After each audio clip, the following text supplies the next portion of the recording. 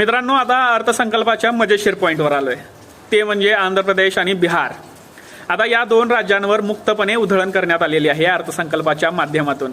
कारणच तसं आहे, कारण या दोन कुबड्यांच्या जीवावरच मोदी सरकार टिकलेलं आहे.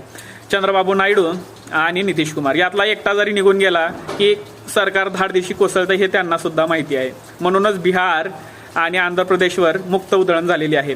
बिहारच्या रस्ते प्रकल्पासाठी 26,000 कोटी देण्यात आलेले आहेत. वीज निर्मितीच्या प्रकल्पासाठी 21,400 कोटी रुपये देण्यात आलेले आहेत. आणि त्याचबरोबर बिहारमधल्या पूर नियोजनासाठी 11,500 कोटी आणि आंध्र प्रदेशला 15,000 कोटी देण्यात आलेले आहेत रस्ते, पाणी, वीज आणि मूलभूत सुविधांच्या डेव्हलपमेंटसाठी. आता मोदी सरकार जे आहे हे महाराष्ट्राला काय देतील या अपेक्षेने सर्वजण बसले होते, पण महाराष्ट्राला मिळालेला आहे ठेंगा, दुसरं काही नाही. आता शिंदे सरकार आणि फडणवीस सरकार काय सांगतील पाहूयात.